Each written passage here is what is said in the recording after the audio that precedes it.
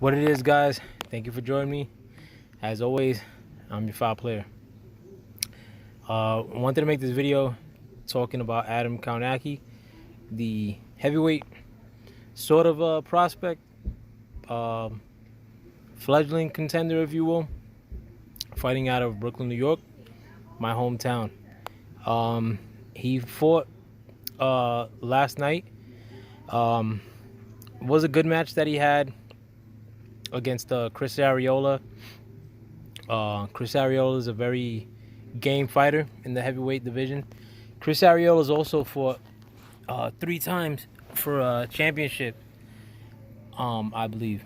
He may have fought more than 3 times, but whatever have you, he's already had that pedigree of attempting to go for a championship, and he's come up short every time. Chris Arreola came up at a weaker time when it comes to the heavyweights.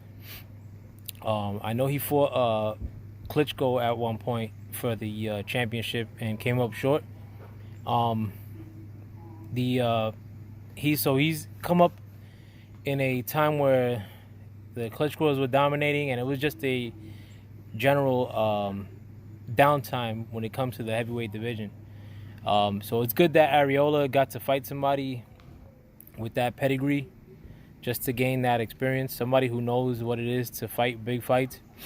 And it's good that Adam Kownacki's also kind of raising his profile with his drawing ability with the Polish fans. Polish fans tend to show up like in a lot of big cities. Like, I know there's a large Polish population in Chicago, and in Brooklyn definitely got a big Polish population. But every time there's a fighter with Polish background, the fans tend to show up. The Polish fans get pretty crunk. You know, they roll deep. So it's good to see that a fighter comes in with the fan base, if you will. There's no drawbacks to that to me. Like, I mean, even you know, when you have a whole country behind them, because I mean, it if you're opposed to it, then you get behind, like, the other guy, so that there's no drawback to that neither. You know, like, it's just bringing more heads into the sport. So I don't have no beef with it.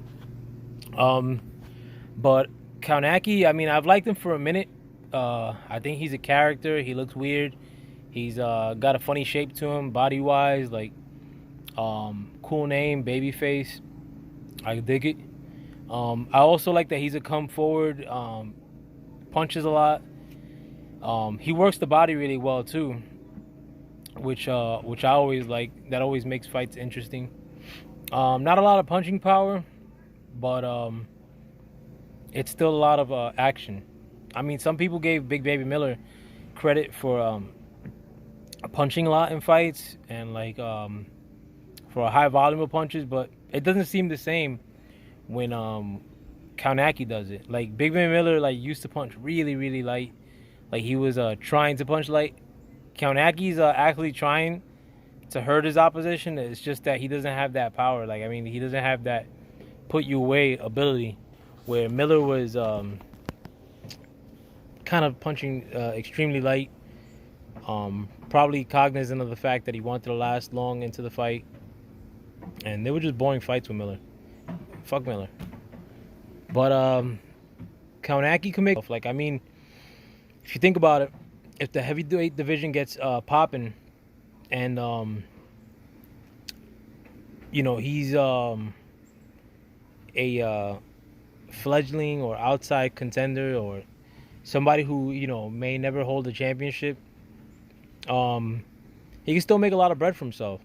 Like, I think there's gonna be big things that happen, like, moving forward in the heavyweight division. Like, so for instance, like, an Andy Ruiz Deontay Wilder fight in the future would be way bigger than, I think, Bud Crawford versus Errol Spence fight.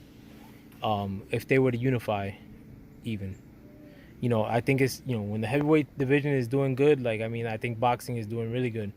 Or a Deontay Wilder Anthony Joshua fight would still be a huge ordeal. So, having said that, if you're a guy with like an outside chance of, maybe holding a belt, or, you know, a step up above than a gatekeeper, which Kownacki I think would eventually be in the future. I mean, I think he could make a nice career for himself out of that. You're looking at a guy that would be like equivalent to, worst case scenario, like, trying to compare it to like a welterweight. Damn.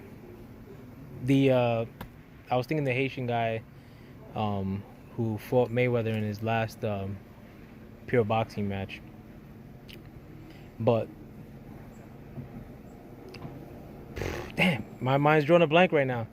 But definitely, like, I mean, like, somebody, a lot of these welterweights that haven't won the championship, or have been in like serious consideration for a championship, have still made careers for themselves or made money for themselves. And I think he's right within that vein, if not more, or as far more because of his marketability, more because of his drawing power.